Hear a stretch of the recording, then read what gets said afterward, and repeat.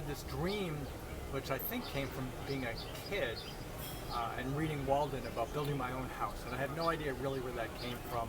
So in the late 70s, I built my own house for the first time, which was this tiny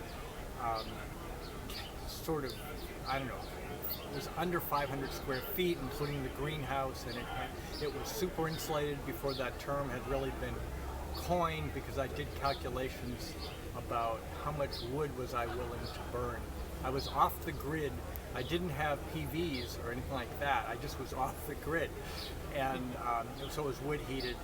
And I said that I wouldn't want to burn more than 1 cord of wood. And then I did the math, even in a tiny house in New Hampshire, what that meant. And I found out that I needed to use a lot more insulation than a typical house, and that the windows were really bad. And so I made a bunch of windows. I took an adult shop class, and I made windows that had 6 layers with glass and mylar between the glass. And I learned that I had to make the house really tight, so I figured out how I could make the house really tight when I built it. And once I had done that, it had a solar greenhouse and solar hot water, and people started to ask me if I could help them doing that for themselves, because they weren't getting conventional architects and builders to pay attention to those things. So that's how I got started, and it's been, this is my 37th year since then. And I've always been a measurer of things. I like to measure things. And so I feel like I have gotten better every year at what I do, because we measure the results of what we do. And that goes back to design. It informs better design. And if you don't follow up your buildings and see how they age and see how people like them or don't like them, and see what they actually use for energy and what the air quality is really like, then you don't learn very much. So I'm a compulsive measurer, and I'm in recovery, but I still measure every once in a while. A lot of times people ask me where they should get started in this industry, and one of the great things about high-performance buildings, in my opinion, is that it brings together so many different people and skills and talents. And so I tell people to go to a really big conference like the Northeast Sustainable Energy Association conference every year in Boston, Building Energy, and just listen to a whole bunch of people and go to the exhibit hall and see what people are doing that seems exciting to them. And sometimes I'm talking to young people who are in college, and sometimes I'm talking to someone who's halfway through their work-life career and they don't like what they're doing anymore.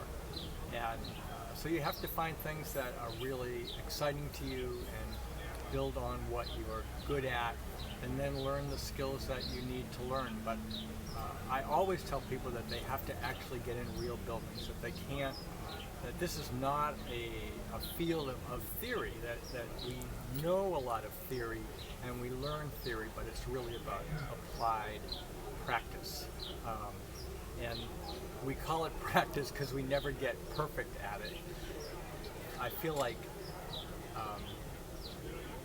making a great building involves so many different aspects of human experience. And so I know, even though I designed many buildings at the beginning of my career, I know I'm not a great architect. And so I love to work on buildings where the design aspect of the building is very strong, and the building is going to be very beautiful, and it will perform, but that's not the principal reason that someone will be excited about the building. It's really about how the building looks and feels and the experiences that are created in that building.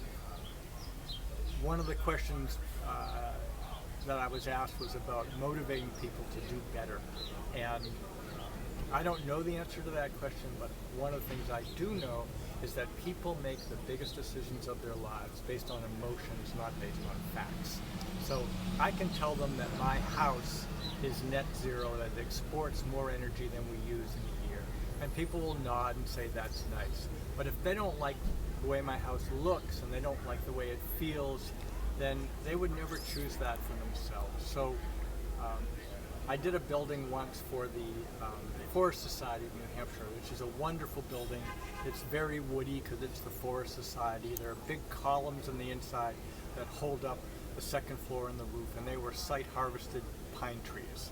So there's all different kinds of wood in this building, and it's beautifully daylit, and it's a very efficient building, and it uses planters to treat all the waste indoors.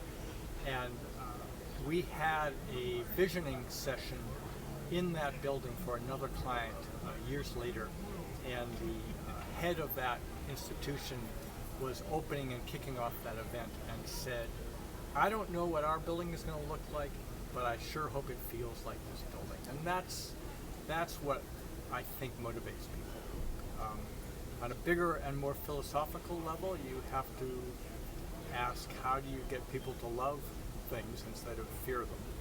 Because we take care of anything that we really love, and we don't ask about payback. So if you actually love the planet, then you want to have very low impact buildings, because you don't treat the planet as a whole any differently than you treat your hand or something. Like, you don't ask what the payback is of not injuring yourself. You just try not to get injured. So if the planet is an extension of your hand, then you don't injure it.